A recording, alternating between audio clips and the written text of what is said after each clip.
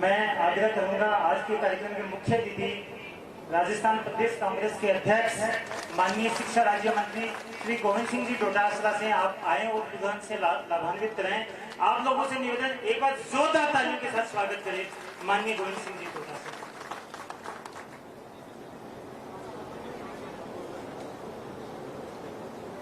आज के इस बहुत ही गरिमापूर्ण, बहुत ही अद्भुत, बहुत ही जनसेवा के लिए मील का पत्थर साबित होने वाले इस कार्यक्रम के अध्यक्ष आपके लाडले विधायक, पूर्व मंत्री आदरणीय बाबूलाल नागर साहब, हमारे विशिष्ट अतिथि के रूप में इस कार्यक्रम में पधारी सम्माननीय संगीता बेनीवाल जी, जो बाल आयोग में अध्यक्ष हैं, उपखंड अधिकारी जी, तमाम यहां पर उपस्थित जनप्रतिनिधिगण, तमाम वो परिवार जिन्होंने इस कोरोना की त्रासदी को झेला है, अपने परिवार का सदस्य या सदस्यों को इस कोरोना के कारण से खोया है, और वो तमाम भामाशाह जो आज मदद लेकर के आगे आए हैं और ऐसे लोगों की मदद करने के लिए अपना गाड़ी कमाई का धन देने के लिए उत्साहित हैं। पत्रकार बंधु हैं, हमारे साथ जयपुर से भी आए हैं, यहां से भी लोकल भी पत्रकार बंधु हैं। उन तमाम सब लोगों को साथ लेते हुए और हमारे भारत रत्न पूर्व प्रधानमंत्री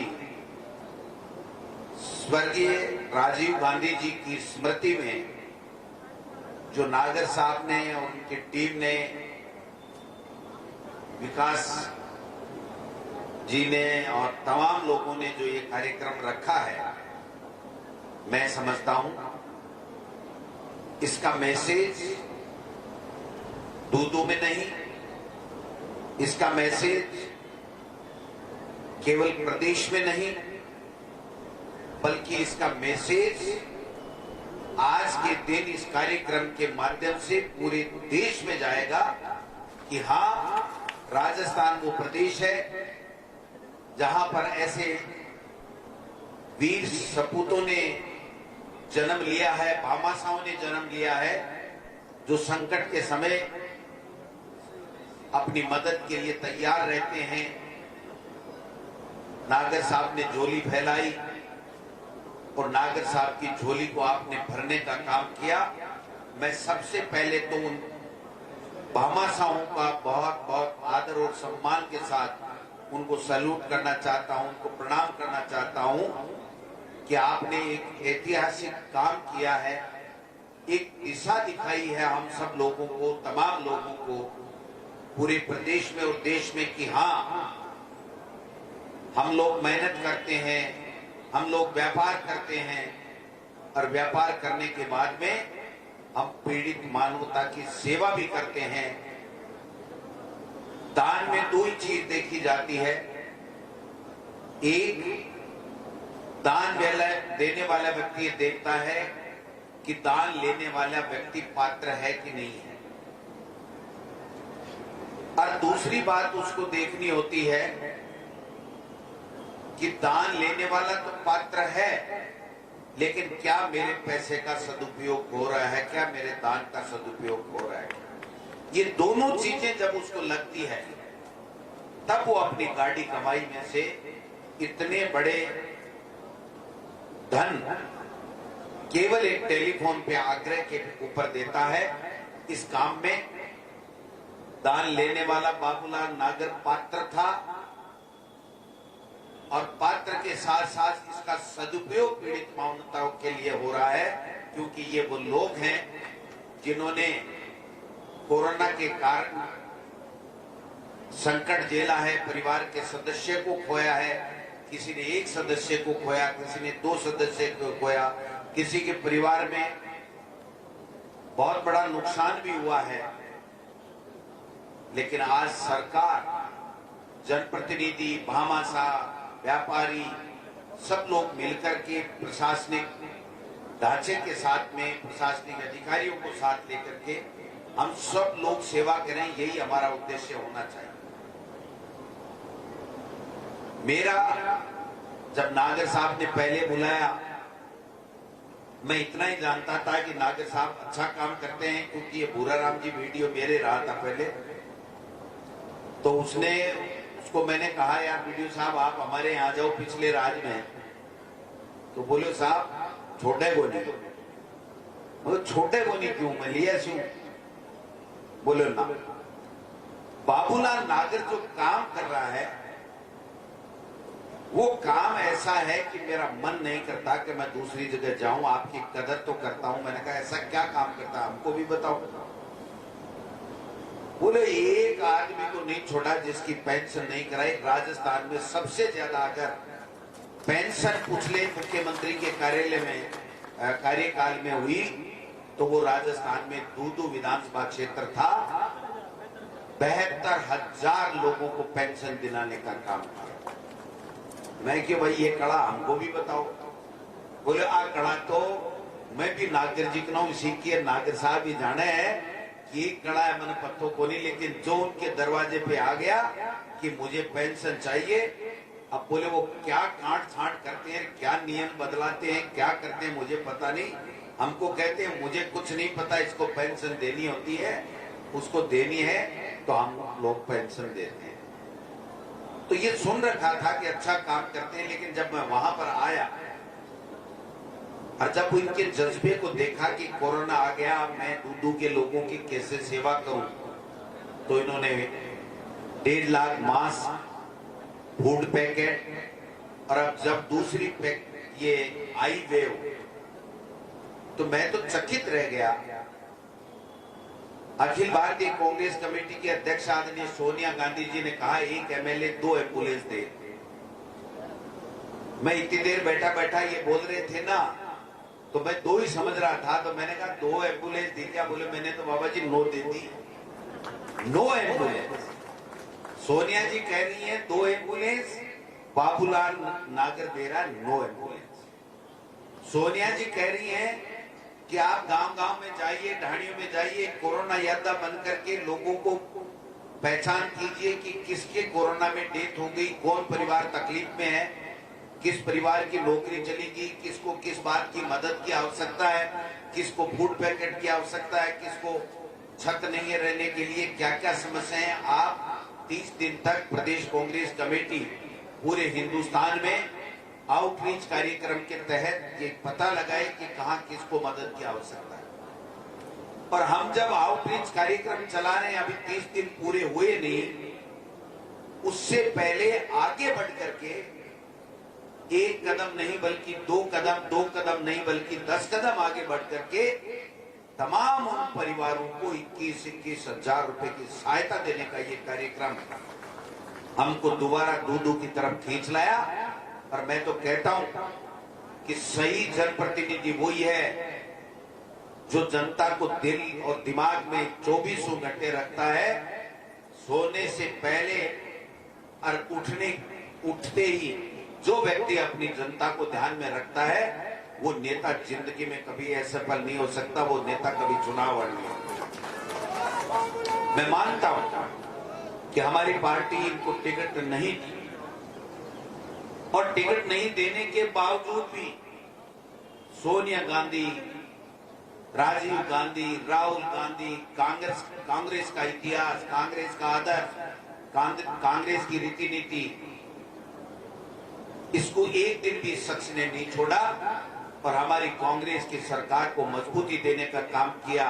और आज पीड़ित मानवता की सेवा के लिए एक बहुत ही अद्भुत और अभिनव कार्यक्रम जब कर रहा है, तो गोविंद सिंह डोटासरा अपने आप को रोक नहीं सकता।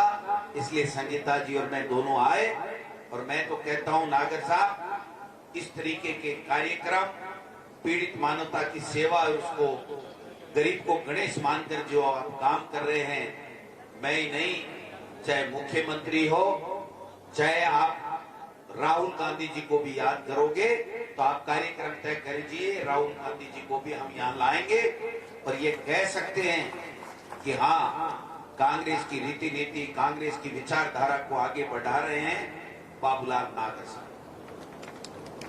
कार्यक्रम हम अभी करने जा रहे हैं, हमारी सरकार क्या क्या योजनाएं इन लोगों को क्या क्या लाभ देगी, ये गाइडलाइन अभी जारी हुई है, उसका चिन्हीकरण किया जा रहा है, उसका काम हम हाथ में लेंगे। उससे पहले उस योजनाओं के अलावा अपनी तरफ से, और जब भामाशाह यहाँ आ रहे थे सम्मानित होने के लिए, तो मैं देख रहा था कि उनका चेहरा चमक रहा था, उनका ललाट चमक रहा था कि हाँ, हम वो भाग्यशाली लोग हैं जिनको बाबूलाल नागर ने एक मौका दिया है जनता की छोटी सी सेवा करने का। और जब नागर साहब बोल रहे थे तब ऐसे लग रहा था कि एक शेर दहाड़ रहा है, क्योंकि उसके मन में जुनून है पीड़ित मानवता की और अपने क्षेत्र के लोगों की सेवा करना। दहाड़ हो ही सकता है जो सच्चा हो, सही हो, जनता का सेवक हो, जनता के लिए काम करता हो, वो इस सीना चौड़ा करके यहाँ मन से आकर के कह सकता है कि मैं ये लाया, मैं ये लाया, ये हुआ। वसुंधरा जी को मैंने ये कहा, तब ये कॉलेज आई, मैंने पानी के लिए संघर्ष किया, मैं इनके लिए संघर्ष करता रहता हूँ। तो मैं समझता हूँ कि हम सबका दायित्व बनता है जनप्रतिनिधियों का कि हम इसी तरीके से सेवा करते रहें। कांग्रेस और बीजेपी में फर्क क्या है? यही तो फर्क है मेरे भाइयों। कांग्रेस का आदमी, कांग्रेस की विचारधारा में विश्वास रखने वाला व्यक्ति हमेशा जन सेवा को माध्यम बनाते हुए आगे बढ़ता है, 3600 कौमों को साथ लेकर के चलता है और ये कहता है कि पीड़ा के वक्त हाँ, मैं आपके साथ में हूं। आप पंडित जवाहरलाल नेहरू जी का इतिहास उठा के देख लीजिए, आप इंदिरा जी का इतिहास उठा के देख लीजिए, गरीबी उन्मूलन कार्यक्रम रखा, 20 सूत्री कार्यक्रम, किस प्रकार से गरीबों को इंदिरा आवास देने के काम हुए, क्या क्या योजनाएं नहीं हुई इंदिरा गांधी जी जवाहरलाल नेहरू जी के समय। कहाँ था विश्वविद्यालय अनुदान आयोग, कहाँ थे एम्स, कहाँ थी बड़ी बड़ी यूनिवर्सिटी, कहाँ थी सड़कें, कहाँ थी कल कारखाने, कहाँ था ये राजीव गांधी जी नहीं होते तो कंप्यूटर कहाँ था। और भारतीय जनता पार्टी का जब शासन आया, मोदी जी का, जो मोदी जी कम चला रहे हैं, भारतीय जनता पार्टी कम चला रही है, पर्दे के पीछे वो चुनाव नहीं लड़ने वाले लोग, आरएसएस के पदाधिकारी चला रहे हैं। मैं समझता हूं आपने देखा उन्होंने क्या कार्यक्रम दिए, भाई को भाई से लड़ाने के कार्यक्रम दिए, मंदिर और मस्जिद के नाम पे लोगों को बांटने की साजिश रचते रहे। भला हो सुप्रीम कोर्ट का, भला हो माइनॉरिटी के लोगों का, कि उन्होंने कहा सुप्रीम कोर्ट ने जो फैसला कर दिया हम सब मानते हैं, हमें कोई तकलीफ नहीं है, जो फैसला हो गया हमारे हिंदुस्तान में हम सब हिंदू मुस्लिम सिख ईसाई भाई भाई हैं, हम आराम से रहेंगे, इनको बांटने नहीं देंगे देश को। क्या फैसला किया मोदी जी ने? किसानों की आमदनी दोगुनी करने की बात कर रहे थे। किसान आज 10 महीने से कहां पड़े हैं, 3-3 काले कानून लेकर के आए, क्या हुआ किसान की? कोई सुनने वाला है क्या? हिंदुस्तान में एक भी ऐसा नहीं हुआ होगा, एक भी ऐसा आंदोलन या कानून नहीं हुआ होगा कि इतनी जिद्दी करके जो किसान के वोट से वजीर बना व्यक्ति आज नोटों वाले जो व्यक्ति हैं उनका वजीर बन के बैठ गया और किसान की आवाज नहीं सुन रहे, किसान के लिए काले कानून लेकर के आए, उसके ऊपर चर्चा करने को तैयार नहीं, उनको वापस लेने को तैयार नहीं। कहां से लाए नोटबंदी? आपने देखा क्या था नोटबंदी में? कौन सा काला धन आ गया? कौन से जो नकली नोट आ रहे थे वो कौन से रुक गए? अब 500 नकली नोट की बात करते थे, आप 2-2 हजार के नकली नोट आ रहे हैं। क्या आतंकवाद रुक गया? क्या पाकिस्तान को क्या नेस्तनाबूद करने वाले लोग कर दिए? क्या चाइना हमारी जमीन के ऊपर कब्जा किए बैठा है? अमेरिका हमको आंख दिखा रहा है, वहां जाकर के नमस्ते ट्रंप, और यहाँ तो नमस्ते ट्रंप, और वहां जाके अब की बार ट्रंप सरकार। ये हमारी विदेश नीति कभी नहीं रही। तो ये विदेश नीति ठीक नहीं कर पाए, ये कृषि नीति ठीक नहीं कर पाए, ये बेरोजगारों को 2 करोड़ को 1 साल में नौकरी देने वाले 14 करोड़ अब तक बेरोजगारों को नौकरी दे देते, आज कोरोना के कारण से लाखों बच्चों की नौकरियां चली गई, नोटबंदी के कारण से कितनी माताएं बहनें की तकलीफ हुई, सैकड़ों लोग लाइन में बैंकों में लगते हुए खत्म हो गए। और अब क्या हो रहा है, हम कर रहे हैं जो दूदू में कार्यक्रम की, जो कोरोना के कारण से जिसकी डेथ हो गई परिवार में, उसकी मदद करने का काम कर रहे हैं। और भारतीय जनता पार्टी और आरएसएस क्या कर रही है, कमीशन का खेल खेल रही है। आरएसएस के बड़े बड़े पदाधिकारी वहां बैठ करके सौदेबाजी कर रहे हैं कि हम आपको पेमेंट करा देंगे, आप हमको 20 करोड़ रुपए घूस के दे दीजिए। क्या चल रहा है, क्या है? भारतीय जनता पार्टी और कांग्रेस में अंतर देखिए, ये कांग्रेस का कार्यक्रम है और वहां आरएसएस के निम्बाराम जैसे व्यक्ति जो अपने आप को पाक साफ कहते हैं, राजनीति से लेना देना नहीं, भ्रष्टाचार से लेना देना नहीं, शादी हम करते नहीं, बच्चे हमारे होते नहीं। अरे भाई, किसके लिए धन ले रहे हो ये तो बताओ। धर्म के आधार पर बांटने वाले लोग 2 करोड़ की जमीन राम मंदिर ट्रस्ट में 1 घंटे बाद में 18 करोड़ 18.5 करोड़ में उसको पेमेंट होता है। ये धर्म में धंधा नहीं है तो क्या धर्म के नाम पे धंधा करते हैं? और जब आती है कि कोरोना में मोदी जी फेल हो गए, खत्म हो गए, सब देश की आंखों से उतर गए, सोशल मीडिया ने उनको कहना चालू कर दिया, पूरे देश और दुनिया में जब फजीत हो गई तो बाबा रामदेव से बयान दिला दिया, डॉक्टर किसी काम के नहीं, एलोपैथी किसी काम के नहीं। ये ध्यान हटाने वाली बात थी। अब जब पूरी तरीके से पूरे एक्सपोज हो गए देश में, पूरे में देश के प्रधानमंत्री जी, तब जाकर के क्या ले आए कि मंत्रिमंडल का विस्तार कर दिया और बेचारे हर्षवर्धन जी की बलि ले ली। अरे हर्षवर्धन जी के पास था क्या करने के लिए? वो वैक्सीन अपने आप निःशुल्क देते था क्या? ये देश के प्रधानमंत्री का निर्णय करना था क्या? हर्षवर्धन जी पीएम केयर फंड से जो खरीदे गए, जो भी कंसेंट्रेटर या जो भी खरीदे गए, जो नकली पूरे देश में बांटे गए, क्या वो हर्षवर्धन ने खरीदे थे क्या? पीएम केयर फंड में किस प्रकार से धमका के, डरा के, सीएसआर का दुनिया भर का पूरे देश की बड़ी बड़ी कंपनियों का पैसा लेकर के आज उसका दुरुपयोग कर रहे हैं। और एक तरफ हम हैं जो सोनिया गांधी, राहुल गांधी जी के सेना के सिपाही हैं, वो यहाँ पर मदद करने की बात कर रहे हैं, लोगों की मदद करने के लिए हम कार्यक्रम कर रहे हैं। ये बीजेपी और कांग्रेस में फर्क है। कभी आपने देखा कि जब कांग्रेस का शासन चाहे केंद्र में हुआ चाहे यहाँ पर हुआ, जब भी किसान की आवाज उठती थी तो कांग्रेस के नेता आगे आते थे, उसकी बात को सुन करके उसका समाधान करते थे। जब भ्रष्टाचार की बात होती थी तो हमारे मंत्री और नेताओं के इस्तीफे होते थे, जेल के सलाखों के पीछे डालते थे। आज मोदी जी के आने के बाद में केवल उनके मन की बात चल रही है, काम की बात नहीं चल रही। न तो किसान की सुनी जा रही है, न भ्रष्टाचार पे अंकुश लगाया जा रहा है, न महंगाई कम हो रही है, न बेरोजगारों को रोजगार दिया जा रहा है। किसी भी वर्ग के लिए कोई नीति नहीं है, कोई नीति नहीं है। मैं समझता हूं कि आज जो महंगाई की बात है उसको आप एक आंकलन करो। बड़े बुजुर्ग भी बैठे हैं, फेंटे वाले बाबा भी बैठे हैं, किसान परिवार, गरीब परिवार से हैं। ये जब यूपीए सरकार थी तो अंतर्राष्ट्रीय बाजार में कच्चे तेल का जो भाव था वो 140-44 रुपए प्रति अमेरिकी डॉलर था। 140 से लेके 150 के बीच में भाव था प्रति अमेरिकी डॉलर प्रति बैरल कच्चा तेल का भाव। जब हम 50 और 52 और 55 रुपए में डीजल और पेट्रोल देते थे, आज 50 और 55 रुपए है। 100 रुपए ऊपर वाले गायब है अंतर्राष्ट्रीय बाजार में, और ले क्या रहे हैं 106 रुपए, 107 रुपए, 104 रुपए, 100 रुपए से ऊपर। ये माताएं बहनें बैठी हैं, गैस का सिलेंडर 400 रुपए से कम था, आज 830, 32 और 35 रुपए 40 रुपए ले रहे हैं। तेल का भाव कहां चला गया, लोहे का भाव कहां चला गया, दाल का भाव कहां चला गया, आटा किस भाव हो गया? आप बताइए, गरीब का जीना दुभर नहीं हो रहा है क्या? और जब हम कहते हैं कि मोदी जी आपने वादा किया था, तो कोई न कोई नया स्टंट लेकर के आ जाते हैं। कल परसों आपने देखा टीवी माध्यम से, हम भी देख रहे थे वही मोहन भागवत जी, वही आरएसएस ये कहते थे कि ये तो हिंदू राष्ट्र है, केवल हिंदू रह सकता है, ये होता है। जब मॉब लिंचिंग होती थी तो वो किस तरीके से चिल्लाते थे।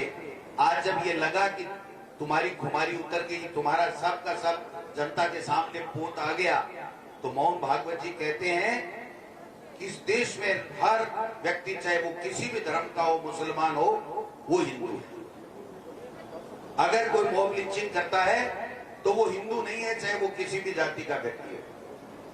ये जो अपने बयानों को पलटने का काम कर रहे हैं, ये फिर एक साजिश करने की ओर चल रहे हैं। इनका किसी बात से लेना देना नहीं है। उत्तर प्रदेश के चुनाव हैं, उनको पता है कि मुसलमान तुमको वोट नहीं देगा, दलित तुमको वोट नहीं देगा, ओबीसी तुमको वोट नहीं देगा। जिस प्रकार का तांडव नृत्य योगी जी के राज में हुआ है, तो अपनी भाषा को बदलने लग गए। और पता नहीं है दाढ़ी वाले बाबा कब क्या भिड़का ला करके दोबारा जनता को रिझाने की कुचेष्टा कर सकते हैं। लेकिन मैं इतना कहना चाहता हूं कि कांग्रेस की जो रीति नीति है, कांग्रेस की जो विचारधारा है, कांग्रेस के नेताओं का जो योगदान है इस देश को निर्माण करने में, आजादी कराने में। अब आप देखिए, कांग्रेस की विचारधारा की बात सुनिए। बाबूलाल नागर को कांग्रेस ने टिकट नहीं दिया, लेकिन बाबूलाल नागर कांग्रेस के साथ में तन मन धन के साथ में पूरी तरीके से लगा हुआ है। ये इसलिए लगा हुआ है कि बाबूलाल नागर में कांग्रेस की विचारधारा कूट कूट के भरी हुई है कि मुझे जनता की सेवा करनी है और जनता के आदेश को मानना है और कांग्रेस की विचारधारा को जिंदा रखना है, कांग्रेस की विचारधारा को आगे बढ़ाना है। तभी ये ऐसे राजीव गांधी जी की चित्र लगा के उनकी स्मृति में कार्यक्रम करने की बात दिल में आ सकती है। इनकी आती है क्या कहीं? मोदी जी के अलावा अगर किसी नेता की फोटो लग गई ना, तो जिस लगाने वाले नेता की शाम को ही छुट्टी। ये इतने इतने जो मंत्री गए हैं और सरकारी अधिकारी ब्यूरोक्रेट जो मंत्री बने, ये यूं ही थोड़ी बने। ब्यूरोक्रेट के तो एक सिस्टम होता है कि जो शासन में होता है उसका सलूट मारता है, वो कहता है दिन है तो रात को भी दिन है, दिन है तो दिनों को भी रात है। हाँ साहब, आप ही सही हो, आप ही सही हो। तो मोदी जी को तो यही करवाना है, सच्ची बात सुननी नहीं, कड़वी बात सुननी नहीं, जनता की बात सुननी नहीं। उनको तो ब्यूरोक्रेट्स इसलिए अच्छे लगते हैं कि केवल और केवल वो कहते हैं मोदी जी आपका कोई जवाब नहीं है, आज का भाषण जोरदार था, आपका कपड़ा जोरदार था, आपकी दाढ़ी जोरदार है। मेरे समझ में नहीं आता, इसके लिए नेताओं की बलि ले रहे हैं। मोदी जी को चाहिए था कि स्वास्थ्य मंत्री को हटाने से पहले खुद को एक दफा इस्तीफा भी नहीं देते, तो हाथ जोड़ के देश की जनता से माफी मांगते कि हाँ, मेरे को कोरोना की दूसरी वेव को समझने में गलती रही, हाँ मैं वैक्सीन आपको समय पे नहीं दिला पाया, हाँ मैं आपको कंसंट्रेटर नहीं दे पाया, हाँ मेरे से कमी रही जिसके कारण से लाखों लोगों की जानें गई। ये नहीं कह पाए। हमारे मुख्यमंत्री जी ने, आपने देखा होगा, 400 के लगभग बीसी की धर्मगुरु, पंचायत राज के जनप्रतिनिधि, एमएलए, बीजेपी, कांग्रेस, कॉमरेड, तमाम सब लोगों को साथ करके सबके साथ 400 वीसी करके बताइए हम क्या कर सकते हैं, बताइए हम कैसे आगे बढ़ सकते हैं। कितना बड़ा पैकेज देश के प्रधानमंत्री जी ने कोरोना में जो पैकेज दिया, वो क्या था पैकेज? 18 साल का जब हो जाएगा तो मैं 10 लाख रुपए दूंगा। अरे 18 का होगा तभी तो 10 लाख रुपए लेगा। 18 का करने के लिए, उसकी शिक्षा दीक्षा के लिए, उसके लालन पालन के लिए तो आप कुछ करो। हमारे मुख्यमंत्री जी ने 1 लाख रुपए कहा अनाथ को, सबसे पहले हम 1 लाख रुपए देंगे, चाहे वो विधवा हो चाहे वो अनाथ बच्चे हो। अगर माँ बाप दोनों नहीं है किन्हीं भी कारण से, चाहे पहले से या आपसे, तो उसको हम लोग, अगर कोरोना में एक व्यक्ति की डेथ हो गई तो उस अनाथ बच्चों को हम 1 लाख रुपए देंगे और उसके बाद में 2500 रुपए उसके लालन पालन के लिए और देंगे, और जब वो 18 साल का हो जाएगा तो उसको 5 लाख रुपए देंगे। और अगर कोई बहन विधवा हो गई, पति की मौत हो गई, किसी बच्चे के पिता की मौत हो गई, तो आप देखिए 1500 रुपए उस विधवा बहन को पेंशन मिलेगी, 2000 रुपए उसको और मिलेंगे और 1000 रुपए उसको और मिलेंगे। 4500 रुपए उन बहनों को जो विधवा हो गई, उनके पति का देहांत हो गया इस कोरोना काल में, उसको 4500 रुपए प्रति महीने अशोक गहलोत की सरकार उसके घर में, उसके खाते में डालने का काम करेगी। और 1 लाख रुपए सबसे पहले दे देंगे। कलेक्टरों को अधिकार दे दिया, जनप्रतिनिधियों को, हमको सबको कह दिया जाइए कलेक्टरों से बात कीजिए, अगर कोरोना का सर्टिफिकेट देने में कोई भी अधिकारी आनाकानी कर रहा है तो उसका आप फैसला कीजिए। महंगाई जो बढ़ रही है उसके खिलाफ मोदी सरकार को चेताना का काम कीजिए। ये जनता के सही मायने में जनता के हित के फैसले हैं। और एक तरफ मोदी जी हैं, क्या बोलते हैं क्या नहीं बोलते हैं। कल क्या बोला मंत्रिमंडल में, अरे ओ भाई एक बार रुक जाओ, एक बार रुक जाओ प्लीज, 2 मिनट और लूंगा फिर आप ही के हवाले कर दो। कल क्या कहते हैं, किसी को मीडिया में बोलना नहीं है, मीडिया से बच के रहना है। जब देश के प्रधानमंत्री बने तब भी बोले एमपी को सबको मीडिया से बच के रहना है। अरे जनता कह रही है मोदी जी की, इस मोदी जी से बच के रहना है। आप अपने मंत्रियों को मीडिया से बचा रहे हो। आप समझिए कि मीडिया से बच के क्यों रहना है। मीडिया के बीच में जाइए, अपनी बात कीजिए। मीडिया हमारी तीसरी आंख है, वो सच्चाई दिखाता है। वो ये कहता है इस सिस्टम में यहाँ कमी है। हमको मदद मिलती है सरकार को कि मीडिया कह रहा है यहाँ भ्रष्टाचार हो रहा है तो हम भ्रष्टाचार को रोकेंगे।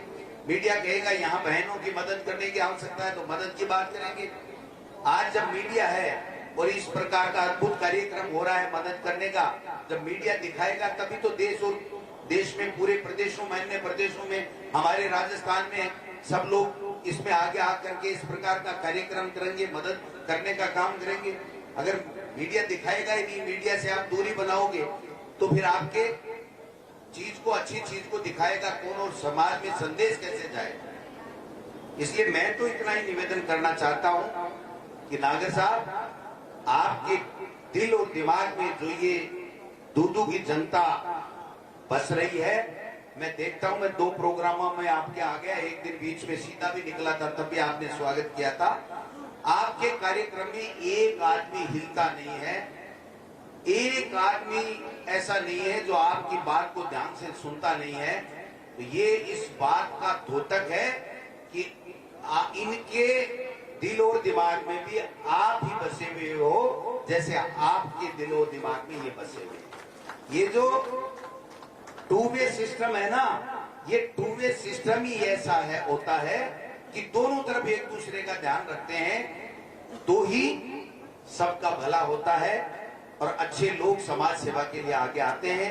अगर कोई व्यक्ति अच्छा काम करे, उसकी अगर हम परवाही नहीं करें और कोई न कोई धर्म का, जाति का भिड़का उठा करके और उसको बाहर कर दें, तो मैं समझता हूं वो फिर मदद उनसे नहीं हो पाती, उनका दिल टूट जाता है। मैं एक बात कह करके अपनी बात समाप्त करूंगा कि कोई भी ऐसा धरती के ऊपर कोई नेता नहीं होगा कि अगर उस नेता को आप आगे बढ़ने में मदद करते हो तो वो फिर उसका रिटर्न गिफ्ट नहीं देता है। और अगर रिटर्न गिफ्ट नहीं देता, वो आपकी सेवा नहीं करता है, तो जिंदगी में दोबारा नेता या जनप्रतिनिधि नहीं बनता है। इसलिए आपने जो विश्वास व्यक्त कर रखा है नागर साहब के ऊपर, और इसीलिए 24 घंटे मेरा दूधू मेरा दूधू मेरे पास जाते हैं ना, तब मैं देखता हूँ आज तसल्ली से चाय पियेंगे, चाय नहीं आती उससे पहले दूधू दूधू दूधू। मैं क्यों इस दूधू को चल के एक बार देखूं तो सही, लेकिन जब देखता हूं तो पता लगता है एक एक व्यक्ति अपनी जगह पर अनुशासित रूप से बैठा हुआ है। और जब आप स्पीच दे रहे थे तो आपके आंखों में ये जो 200 300 जो भी लोग बैठे हुए हैं, 400 500 जो भी बैठे हुए हैं, वो सब आपकी आंख में आंख मिला करके बात कर रहे थे कि हाँ नागर, तू हमारे लिए काम कर रहा है, हम तुम्हारे लिए मर मिटने को तैयार हैं। आप दूधू को नहीं भूल रहे हो तो दूधू वाले भी आपको नहीं भूल रहे हैं। इसलिए चिंता करने की बात नहीं है नागर साहब, आपका मामला फिट है। मैं तो इतना ही निवेदन करना चाहता हूं, इस मंच के माध्यम से मैं कांग्रेस पार्टी के तमाम नेता, जनप्रतिनिधि, मंत्री, विधायक, सांसद, प्रत्याशी सबसे आज आग्रह करना चाहता हूं, अपील करना चाहता हूं कि जो सोनिया गांधी जी ने हमको कहा है कि कोरोना काल में जो भी मौतें हो गई हैं, जिसके परिवार में नौकरियां चली गई हैं, किसी तरह की परेशानी वो लोग झेल रहे हैं, उनके गांव में जाइए, उनके घर में जाइए, उनको ढाढ़स बधाइए, उनको जो सरकारी सहायता मिल सकती है उस सरकारी सहायता को दिलाइए। और अगर सरकारी सहायता के साथ साथ आपको लगता है कि इसमें और मदद की गुंजाइश है तो आप कांग्रेस पार्टी को बताइए। कांग्रेस पार्टी चाहे अखिल भारतीय कांग्रेस पार्टी करे मदद, चाहे प्रदेश कांग्रेस कमेटी करे, चाहे हम किसी भामाशाह से संपर्क करके उनके हाथ जोड़ के करें, लेकिन हम सब लोग आपकी मदद के लिए एनी टाइम तैयार हैं। इस भावनाओं के साथ में तमाम कांग्रेस पार्टी के कार्यकर्ता और नेताओं को काम करना चाहिए। और जब हम गांव में जाएंगे, किसी तरीके का फीडबैक आएगा तो हमें अच्छा लगेगा। उस फीडबैक को हमारी सरकार और मुख्यमंत्री अशोक गहलोत जी को हम देंगे, तो अशोक गहलोत जी उसके ऊपर निर्णय कर करके आपके कल्याण के लिए, आपकी मदद के लिए और अच्छे निर्णय करेंगे। कल आपने देखा होगा कि किस प्रकार कैबिनेट में एक से एक बढ़कर के फैसले हुए, किस प्रकार शिक्षा विभाग का फैसला हुआ। 50 साल बाद में सेवा नियमों में परिवर्तन करके जो आपसी इनका मनमुटाव था उसको समाप्त करने का काम किया। 50 साल से जो शारीरिक शिक्षक की व्याख्याता नहीं बन पा रहे थे, अधिकारी प्रमोशन नहीं ले पा रहे थे, पीटीआई प्रमोशन नहीं ले पा रहे थे, वो काम करने का काम किया। और एक फैसला जो कल किया है उसमें इतना शानदार फैसला किया है कि जो हमारी सीनियर सेकेंडरी स्कूल है उसमें वाइस प्रिंसिपल का पद जिसकी मांग वर्षों से लोग कर रहे थे, उसके वाइस प्रिंसिपल का तमाम हमारी जो 10-10.5 हजार सीनियर सेकेंडरी स्कूल है उसमें देने का काम किया है। पहली बार राजस्थान के इतिहास में, और मैं कहता हूं कहीं नहीं होगा, हिंदुस्तान में किसी स्टेट में नहीं होगा, कि माध्यमिक विद्यालय 10वीं स्टैंडर्ड की विद्यालय होगा, उसमें जो हेडमास्टर होता था उससे ऊपर प्रिंसिपल रैंक का अधिकारी प्रिंसिपल लगेगा, जिससे बच्चों को पढ़ाने में गुणवत्ता में सुधार होगा और कंट्रोल भी होगा। ये ऐसे फैसले हैं। 10-10 हजार पद कोई एक साथ बढ़ता है क्या? 31,000 की भर्ती थर्ड ग्रेड की हमने खोली है, 26 सितंबर को करने जा रहे हैं। 19,000 की भर्ती अभी बजट में घोषणा हुई है शिक्षा विभाग की, वो भी हम लोग करेंगे। 10,000 के लगभग हम कंप्यूटर अनुदेशक और वो लोग भाग लेंगे। जो कोर्टों में जो अटके हुए हैं भर्तियां, उनको भी हम वापस लेने के लिए मुख्यमंत्री जी बार बार कह रहे हैं कि डोटासरा जी शिक्षा विभाग में एक भी केस रहना नहीं चाहिए। जिसको मदद मिल सकती है कीजिए, जिसको नौकरी मिल सकती है उसको नौकरी कीजिए। तो हम डेली दिन प्रतिदिन इसी काम में लगे रहते हैं कि किस मामले को कैसे निपटाएं, कैसे दें, कैसे मदद दें। अब हमारे पंचायत सहायक है, ग्राम पंचायत सहायक, वो ये कहते हैं हमको नियमित कर दो, हमको ये कर दो, और हम भी उनकी मांग उठाते थे, इसमें कोई दो राय नहीं है। जब हम विपक्ष में थे तो ग्राम पंचायत सहायकों के लेकर हम ये कहते थे कि वसुंधरा जी, इनको आप इस तरीके से मानदेय के ऊपर 6,000 रुपए में मत रखो, इनका कोई स्थायी समाधान करो। लेकिन 6,000 रुपए मानदेय में कर दिया, सुप्रीम कोर्ट तक हार गए कि साहब इनको आप संविदा कर्मियों को या इनको नियमित नहीं कर सकते। तो अड़चनें जरूर आ रही हैं, लेकिन हम डे बाय डे ये कहना चाहते हैं इस मंच के माध्यम से, ये विचार कर रहे हैं, समझ रहे हैं, आपस में एक दूसरे की जानकारी को साझा कर रहे हैं, कानून को दिखवा रहे हैं कि हम इन लोगों की कैसे मदद कर सकते हैं, कैसे हम लोग ज्यादा से ज्यादा नौकरियां भी दें, नौकरी वाले जो अस्थायी हैं उनको स्थायी करने के लिए हम कैसे काम करें, संविदा कर्मियों की समस्याओं का कैसे समाधान करें। हम ऐसा नहीं है एक दिन भी चुप बैठे हैं, लेकिन हर चीज में कोर्ट कानून सब चीजें होती हैं, तो इस चीजों को हमको देखना पड़ता है। पहली बार 1200 से ज्यादा स्कूलें खुली हैं, इंग्लिश मीडियम का स्कूल 50 साल में किसी ने सोचा भी नहीं होगा कि ऐसे सरकारी स्कूलें इंग्लिश मीडियम महात्मा गांधी जी की स्मृति में खुल जाएंगी। आज 65,000-75,000 के लगभग बच्चे हैं जो 1 लाख रुपए तक प्राइवेट स्कूल में गरीब का बेटा देता था अपना पेट काट के, वो आज अंग्रेजी मीडियम हमारे महात्मा गांधी स्कूलों में पढ़ाई कर रहा है और वो निःशुल्क पढ़ाई कर रहा है। ये कोई दूसरा नहीं कर सकता, ये वही व्यक्ति कर सकता है, वही पार्टी कर सकती है जो जनता की सेवा की भावना से गरीब को गणेश मान करके काम करती है। और वो हमारी सरकार आपके आशीर्वाद से बनी हुई अशोक गहलोत जी की सरकार, कांग्रेस की सरकार है, जिसमें ऐसे ऐसे अच्छे काम हो रहे हैं। बीजेपी में तो भाई जी कलेक्शन चल रहा है और कुछ नहीं चल रहा है। बड़ी बड़ी कंपनियों से पीएम केयर फंड के नाम से कलेक्शन कर रहे हैं, कितने रुपए ले लिए उनको खुद को याद नहीं है। मुख्यमंत्री सहायता कोष में लेगा, उसकी तो ऑडिट होगी, जांच होगी, उसको तो, क्योंकि देखो सहायता कोष के नाम से कोई भी चीज होगी तो वो दूसरे फंड से आएगा। लेकिन पीएम केयर फंड ये एक ऐसा फंड बना लिया जिसमें देश और दुनिया का पता नहीं कितने उद्योगपतियों का पैसा ले लेके डरा के धमका के उसमें इकट्ठा कर लिया और उसके लिए कोई ऑडिट नहीं रखी गई, कोई उसको पूछ नहीं सकता। आज अगर आप और हम जानना चाहते हैं कि पीयर केंट फंड में कितना पैसा मोदी जी इकट्ठा हो गया, तो वो बताने के लिए बाध्य नहीं है। आपने कैसे खर्च किया वो बताने के लिए बाध्य नहीं है। अगर हम कहते हैं ऑडिट करानी है, वो बताने के लिए बाध्य नहीं है। हम ये कहेंगे कि आपने किस चीज के लिए खर्च किया, वो बताने के लिए बाध्य नहीं है।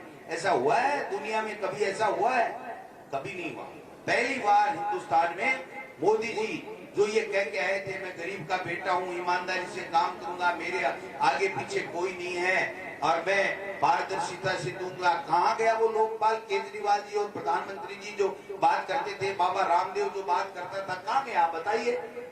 तो किसान भाइयों, मैं आपसे निवेदन करने के लिए आया, आपको समझना पड़ेगा किसान को किसने बेबूती दी, किसान को आगे बढ़ने का मौका किसने दिया, जमीन का अधिकार किसने दिया? मोदी ने दिया, कांग्रेस ने दिया? कांग्रेस ने दिया। मोदी ने क्या दिया? तुम्हारे ये माता बहनें जो 500 के थोड़ा बहुत कोई दामाद को जुआरी देने के लिए रखती थी, वो तो छीन के ले गए। वो पैसे तो नहीं छोड़े तुमने। आ गया क्या काला धन?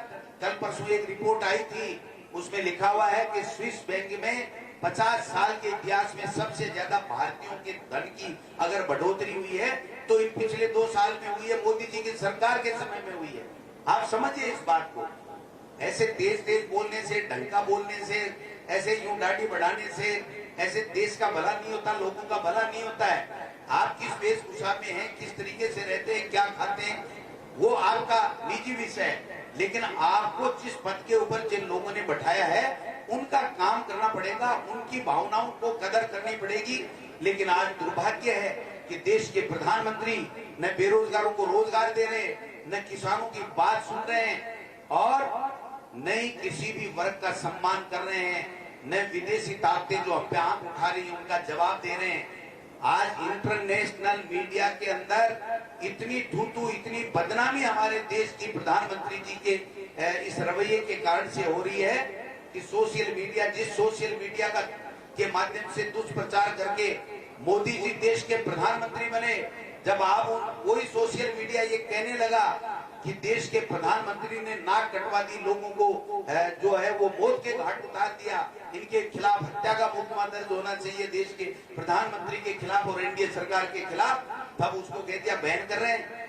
और जब सोशल मीडिया की ट्विटर वगैरह बड़ी कंपनियों ने कहा कि हम पूरे दुनिया में आपकी साख खराब कर देंगे, तो रविशंकर प्रसाद जी का इस्तीफा ले लिया। अरे ऐसे अपनी साख बचाने के लिए दूसरे को मौत के घाट उतार रहे हो, राजनीतिक हत्या कर रहे हो, तुमको शर्म नहीं आती? तुमको खुद को कहना चाहिए देश के प्रधानमंत्री को कि हाँ मेरे से गलती हुई, ये हमारी भोली जनता देश की है, उसको माफ भी कर देती 2.5 साल, उसको और कहती कि हाँ ठीक है आप काम कीजिए। लेकिन अब तो मैं समझता हूं कि वक्त आ गया है जब हम सबको समझना पड़ेगा और विशेष रूप से गरीब, दलित, मुस्लिम, किसान, ओबीसी, छोटे व्यापारी, इनको सबको समझना पड़ेगा कि ये 4, 5, 10, 20 पूंजीपतियों का खेल है मोदी सरकार। हम गरीबों का कोई काम नहीं है। छोटे व्यापारी इतने तंग आ गए जीएसटी और नोटबंदी से कि आपने देखा होगा नगर पालिका और नगर परिषद चुनाव में इनका भारतीय जनता पार्टी का सुपड़ा साफ हो गया। कहाँ है बीजेपी? राजस्थान में प्रतिपक्ष की भूमिका थी। अरे कुछ तो सीख ले लो हमसे। हम 21 लोग थे राजस्थान की विधानसभा में पिछली बार। रामेश्वर टूटी नेता प्रतिपक्ष थे, मैं सचेतक था, रमेश मीणा उप नेता थे, 21 आदमी थे। एक दिन बता दो राजस्थान की विधानसभा में उसको नाको चने चबाने का काम वसुंधरा सरकार को हमने किया था।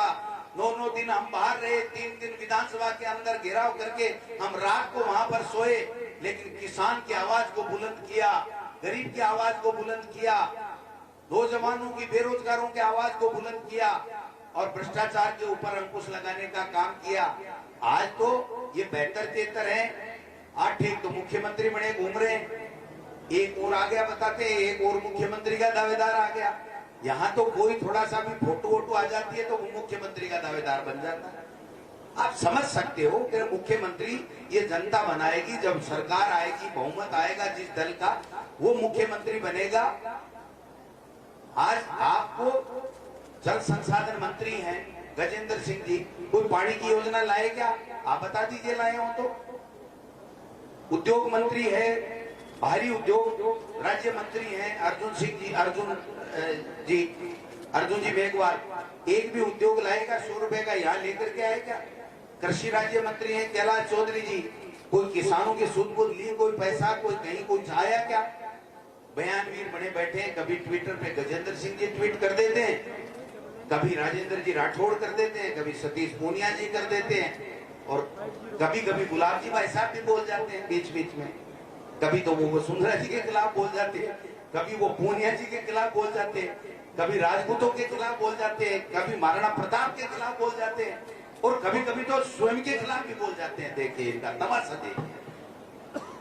राजस्थान की विधानसभा में कहा था मैं खुद ही आनंद पाल हूं, हमने कहा भाई कब पकड़ोगे? बोले मैं खुद ही आनंद पाल हूं। आप बताओ वो क्या बोलते हैं? ऐसे लोगों को मौके मिल गए तो मैं समझता हूं कि ये सब चीज हमको समझनी पड़ेगी। ये कार्यक्रम दूसरी तरीके का था, लेकिन इसके साथ साथ ये बात कहनी जरूरी है कि जो समय आ रहा है, जिस प्रकार संवैधानिक संस्थाओं को खत्म करने की बात हो रही है, जिस प्रकार से असली मुद्दों से जनता का ध्यान भटका करके अपनी राजनीतिक रोटियां सेके जा रही हैं, जो मदद करनी चाहिए देश के प्रधानमंत्री को। आज 21 या 51 हजार पूरे देश में ऐसे लोगों को जिनके घरों में मौत हुई है, उनको देश के प्रधानमंत्री की तरफ से मदद होनी चाहिए कि नहीं होनी चाहिए? वो बात तो करते नहीं है। मैं समझता हूं काफी समय हो गया, लेकिन बात बहुत अच्छी है कि नागर साहब ने एक ऐसा कार्यक्रम रखा जो हम सबको सोचने पे मजबूर कर रहा है कि हाँ, अगर हम सही मायने में जनप्रतिनिधि हैं तो इस जनता की सुध लेनी चाहिए, पीड़ित मानवताओं की सेवा करनी चाहिए। इसीलिए मैं दोबारा यहाँ दूदू में इस कार्यक्रम में आया हूँ। कोरोना गाइडलाइन हम सबको पता है, पालना भी कर रहे हैं, लेकिन फिर भी ये कार्यक्रम ऐसा था कि इसमें मान लीजिए कहीं कोई त्रुटि भी हुई है तो मैं माफी चाहता हूं, लेकिन ये कार्यक्रम हम सबको आगे बढ़ करके करना दायिक जो कार्यक्रम है, इसलिए इस कार्यक्रम में हम सब आए, मीडिया के बंधु भी आए। मैं आग्रह करूंगा कि नेशनल मीडिया पे तो दबाव है, लेकिन आप पे कोई दबाव नहीं है। मेहरबानी करके ऐसे कार्यक्रमों को बढ़ा चढ़ा करके लोगों को बताओ कि देखिए हकीकत में जन सेवा ये है, कांग्रेस की ये विचारधारा है, जिससे लोगों को प्रेरणा मिलेगी और सब लोगों की मदद होगी। आप सबने बुलाया, हमारा सम्मान किया। संगीता जी के बारे में भी कई बातें कहना चाहता था, लेकिन वो मोदी जी आगे बीच में, इसलिए मैं तो इतना ही निवेदन करूंगा कि आप बहुत अच्छे तरीके से बालकों की आवाज उठा रही हैं, बहुत अच्छे तरीके से अपने जो आयोग है उसमें काम कर रही हैं। आप भी हमारे साथ में आज इस कार्यक्रम में आई, आपका भी प्रदेश कांग्रेस कमेटी की तरफ से मैं स्वागत करता हूं। और नागर साहब, आप तो आगे बढ़े रहो इसी प्रकार से। सच्चे मायने में जो राजीव गांधी जी इस देश के लिए कर गए वो कोई नहीं कर सकता है। हम सबको उनके आदर्शों को मानते हुए उनके अधूरे सपनों को आगे आगे बढ़ाना चाहिए। राजीव गांधी जी हमेशा कहते थे कि हम पीड़ित मानवता की सेवा करें, यही कांग्रेस का धर्म होना चाहिए। इस धर्म को आप नागर साहब निभा रहे हो। आपकी पूरी टीम को, आपकी ब्लॉक की कार्यकारिणी को, तमाम नेताओं को, सरपंचों को, पंचायत समिति मेंबर, प्रधान, आपके तमाम लोगों को बहुत बहुत साधुवाद, बहुत बहुत धन्यवाद। पुनः इन भामाशाहों को जिन्होंने 21 हजार रुपए दिए हैं, मैं सलूट करता हूं। और आप में से और प्रदेश में भी कहीं कोई मदद करना चाहे तो आपका हार्दिक अभिनंदन करता हूं, स्वागत करता हूं। धन्यवाद। जय हिंद। बहुत बहुत धन्यवाद, बहुत बहुत आभार माननीय शिक्षा मंत्री महोदय का, पीसीसी चीफ का। आपने अपने उद्बोधन से हमें लाभान्वित करवाया।